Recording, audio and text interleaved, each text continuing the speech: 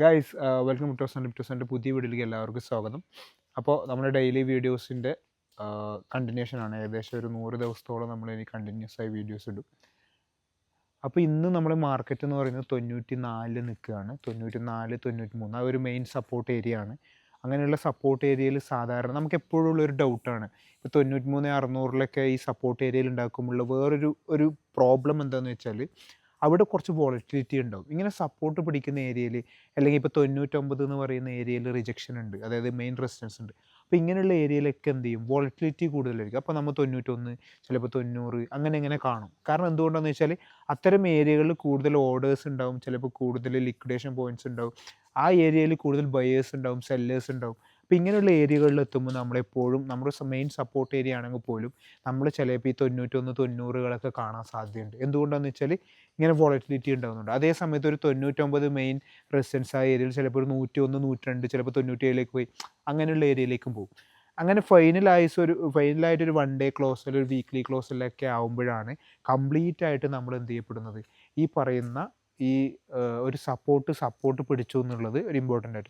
BTCനെ സംബന്ധിച്ചിടത്തോളം 70K നമ്മൾ സ്കൂളായിട്ട് 99 reject ചെയ്തിട്ട് ഇപ്പോൾ 93ൻ്റെ ഏരിയയിലേക്ക് നിൽക്കുന്നുണ്ട്. ശരിക്കും പറഞ്ഞാൽ ഒരു സിറ്റുവേഷൻഷിപ്പൊക്കെ നോക്കുമ്പോൾ ഒരു ലോങ് ഓപ്പർച്യൂണിറ്റിക്ക് ഉള്ളൊരു ഓപ്ഷനുള്ള ഒരു സമയം തന്നെയാണ് BTC.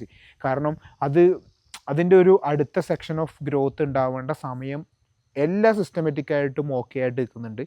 മാത്രമല്ല അത് സപ്പോർട്ടീവ് വൈസ്, ഹിസ്റ്ററി വൈസ് എല്ലാം സെറ്റാണ്. ഇനി ഒരു ചെറിയൊരു പുഷ്, ഇനി ഞങ്ങൾക്ക് തോന്നുന്നു ആ പറയുന്ന ഈ മന്ത്ലി ഫെഡ് റേറ്റോ എന്തെങ്കിലും ഒരു ഡിസിഷൻ വരുന്നത് ഗുണകരമാകും എന്നതിനാണ് എനിക്ക് തോന്നുന്നത്.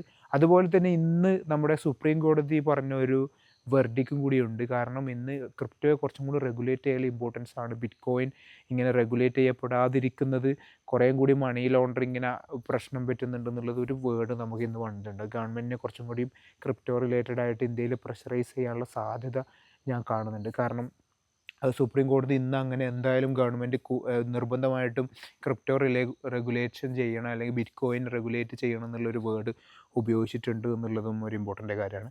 വേറൊരു വിഷയം എന്താണെന്ന് വെച്ചാൽ നാളെ മോക്ക് ഡ്രില്ല് നടത്തുമെന്ന് പറയുന്നുണ്ട്. അപ്പോൾ ഇന്ത്യ പാകിസ്ഥാൻ മുമ്പ് ഇതുപോലുള്ള മോക്ക് ഡ്രില്ല് ഉണ്ടായതിന് മുമ്പ് ഇതേപോലൊരു വേൾഡ് വൈഡ്, അതായത് നാഷൻ വൈഡ് മോക്ക് ഡ്രില്ല് ചെയ്തപ്പോൾ ഇന്ത്യ പാക് യുദ്ധം ഉണ്ടായിട്ടുണ്ട്. എനിക്ക് തോന്നുന്നു നാളെ അമിത്ഷാ എല്ലാവരും എനിക്കൊന്ന് മോക്ക് ഡ്രിൽ ടെക്നിക് ചെയ്യാൻ പറയുന്നുണ്ട്. ഇങ്ങനെ ഒരു യുദ്ധത്തിൻ്റെ റിലേറ്റഡ് ഒന്നല്ല പറയുന്നത്, എല്ലാവർക്കും ഒരു പ്രിക്കോഷൻസ് നല്ലതാണ്. ഏത് സിറ്റുവേഷനിലും റെഡിയായി നിൽക്കാൻ നമുക്കൊന്ന് സജ്ജീകരിക്കുന്നത് നല്ലതാണ്. അത് എർത്ത് ആയാലും നാച്ചുറൽ കലാമിറ്റീസ് ആയാലും ഏതിലും വേണ്ടിയിട്ടായിരിക്കും. എന്നാൽ പോലും ഇത്തരം ഒരു സാഹചര്യം കൂടി ഇന്ത്യൻ സ്റ്റോക്ക് നമ്മൾ ട്രേഡ് ചെയ്യുന്നവരുണ്ടെങ്കിൽ പോലും ഇന്ത്യൻ സ്റ്റോക്ക് റിലേറ്റഡ് ആയിട്ടുള്ള കാര്യങ്ങൾ അന്വേഷിക്കുന്നവർക്കൊക്കെ ചിലപ്പോൾ ഈ ഒരു ന്യൂസ് ഒരു ഇമ്പോർട്ടൻ്റ് ആയിരിക്കും. കാരണം ഈ യുദ്ധം എന്ന് പറയുന്നത് എപ്പോഴും നമ്മളെ സംബന്ധിച്ചിടത്തോളം ഒരു കൺസേൺ ഉള്ള വിഷയം തന്നെയാണ്. അപ്പോൾ അങ്ങനെയുള്ളൊരു വിഷയം കൂടി അവിടെയുണ്ട്. ഓൾ ഇൻ ഓൾ ഇന്ന് മാർക്കറ്റ് വൈസ് നോക്കുമ്പം വീണ്ടും USDT മൈൻ ചെയ്ത് കാണുന്നുണ്ട്. BTCയിലേക്ക് ഇൻഫ്ലോകൾ കൂടിക്കൊണ്ടിരിക്കുന്നുണ്ട്. ഇന്നലെ മൈക്രോ സ്ട്രാറ്റജി വീണ്ടും ഒരു എമൗണ്ട് ബൈ ചെയ്തിട്ടുണ്ട്. നമ്മൾ ഇന്നും മനസ്സിലാക്കാനുള്ളതെന്ന് പറഞ്ഞാൽ നമ്മളിങ്ങനെ വെറീഡാകുന്ന സമയത്ത് എന്തുകൊണ്ട് ഈ മൈക്രോ സ്ട്രാറ്റജി വീണ്ടും ബൈ ചെയ്യുന്നു എന്നുള്ളത് ഒരു ഇമ്പോർട്ടൻ്റ് ആയ ഒരു കാര്യമാണ്. ബിനാൻസ് സിഇഒയുമായിട്ടുള്ളൊരു ഇൻ്റർവ്യൂവിൽ എത്രയാണ് മൂപ്പർ ഈ സൈക്കിളിൽ എയിം ചെയ്യുന്നതെന്ന് പറയുമ്പോൾ ഏകദേശം 1 million to 500K ആണ്. നമ്മൾ അത്രത്തോളം എക്സ്പെക്റ്റ് ചെയ്യുന്നില്ലെങ്കിൽ പോലും മൂപ്പർ പറയുന്നതും പല പേജസും വെർഡിക്റ്റും ഒരു ഇത്ര നാൾ കഴിഞ്ഞാൽ BTCക്ക് ഉണ്ടാകുന്ന എക്സ്പോണൻഷ്യൽ ഗ്രോത്തിനെ കുറിച്ച് സംസാരിച്ചുകൊണ്ടിരിക്കുന്നുണ്ട്. ഞാൻ നിങ്ങളോട് പറയുന്നുണ്ട്, ആ ഒരു മൈനിങ്ങിൻ്റെ ഓരോ സൈക്കിൾ കഴിയുമ്പോൾ ഉണ്ടാകുന്ന മൈനിങ് കോസ്റ്റിൻ്റെ ചാർജും സപ്ലൈ ഷോക്കും ആയിരിക്കാൻ ചിലപ്പം ഇത്തരമുള്ള ഒരു വാഗ്ദാനം നൽകാൻ പ്രേരിപ്പിക്കുന്നത്. പക്ഷേ നമ്മളെ സംബന്ധിച്ചിടത്തോളം ഈ സൈക്കിളിൽ ഒരിക്കലും നമ്മൾ കൂടുതലായിട്ട് ഫോമോ അടിക്കരുത്. മിനിമം നമ്മൾ എക്സ്പെക്റ്റ് ചെയ്യേണ്ടത് ഒരു 150, 130 മാത്രമായിരിക്കണം എന്നുകൂടി ഓർമ്മിച്ചുകൊണ്ട് നിർത്തുന്നു. Okay, by.